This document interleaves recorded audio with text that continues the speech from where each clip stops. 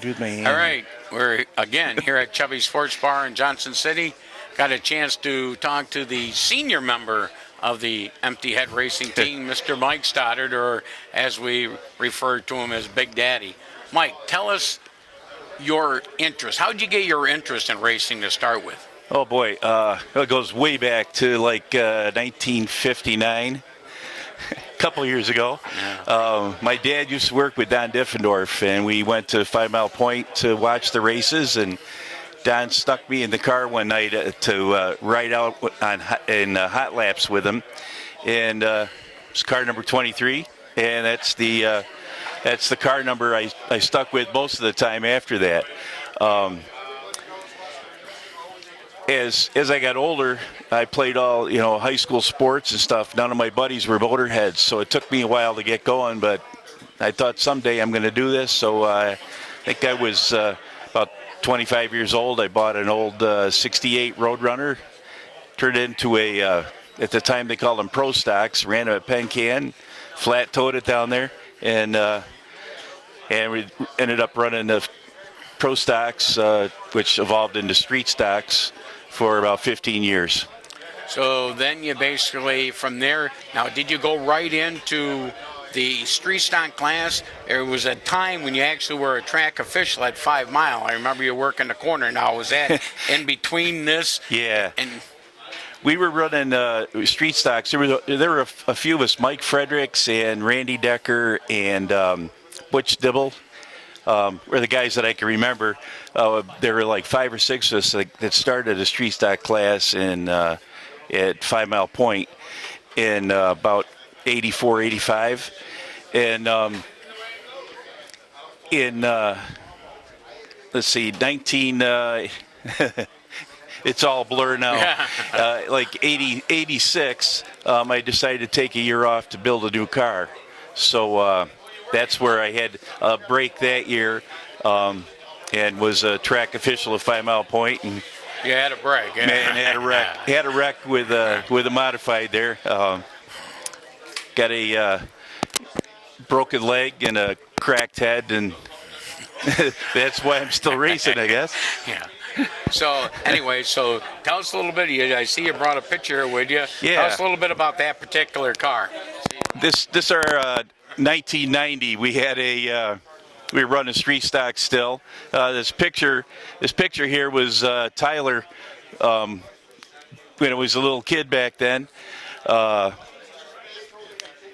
I raced those cars again. I came from not knowing anything about cars and just working on them. It took me 15 years to win my first feature, and that was with that car.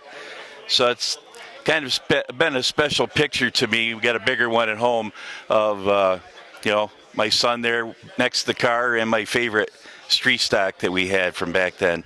And what made you get into the IMCA modified division? Well, we got my son was becoming a teenager, and at that point he didn't have many interests besides video games, that kind of stuff. So we need to do something together, and that's one thing I know I loved when I did it. So I went and talked to Al Wilcox. He told me about this new IMCA class that they're going to be running at Penn Can, and that's how I bought a used car. It was an old pavement car that we lovingly refer to now as the Tank, and we won 4 or 5 features with it. It was a good old car.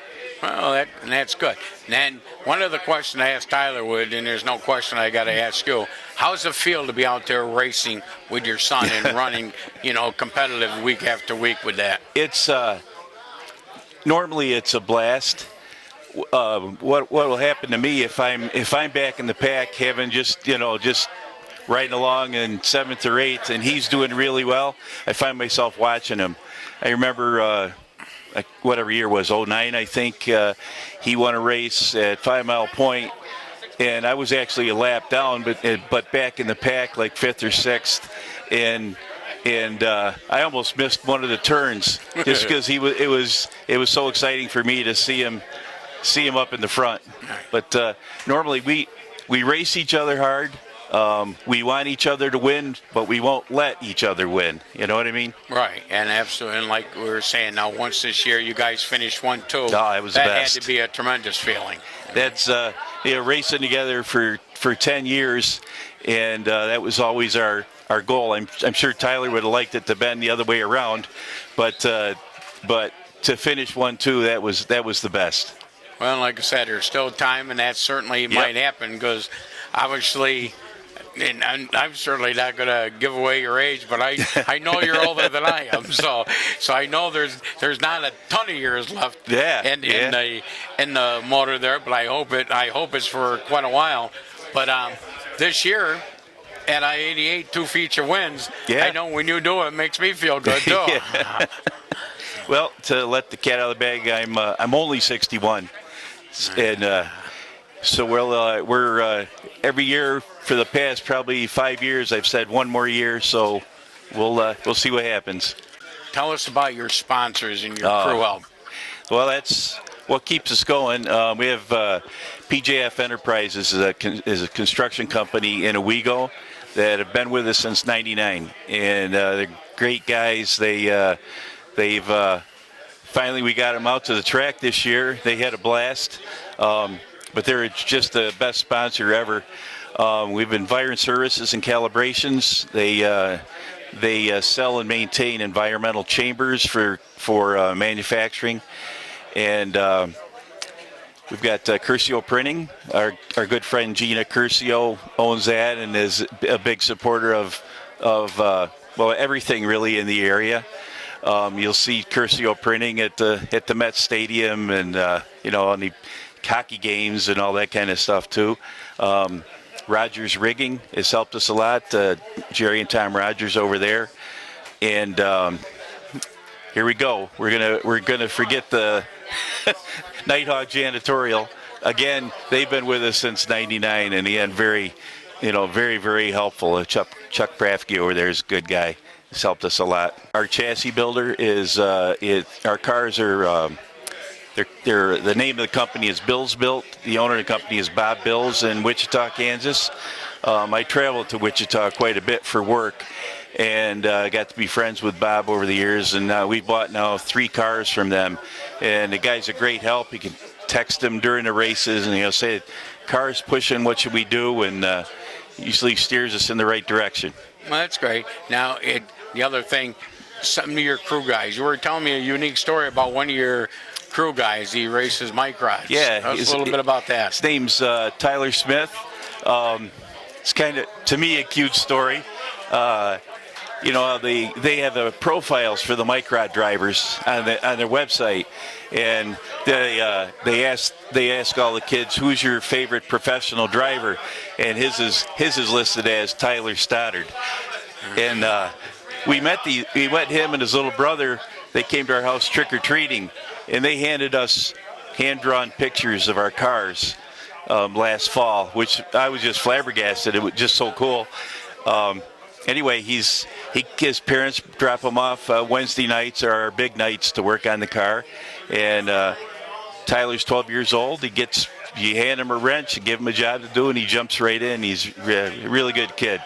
Well, that's great. That's a good feel-good story in racing and getting these youngsters involved. And that, hey, let's face it, we need to get the youth involved in racing. We want to keep this sport going. So, I guess I'll end it with what would you say your highlight of your racing has been?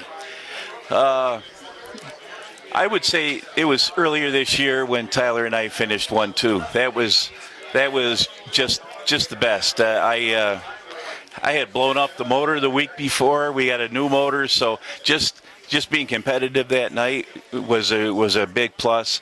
And then finding out that we were 1-2 was just an awesome night. Well, that's, like I said, I think that's a great story. I played it up best I could announcing the race, and like I said, I think the only way it could be better is if you could have it reversed. That's right. All right, well, thanks for being here tonight, and hope you have a great season and finish out strong and a couple more wins, All right. Thanks, Leon. Yeah, not a problem. Back to Ron.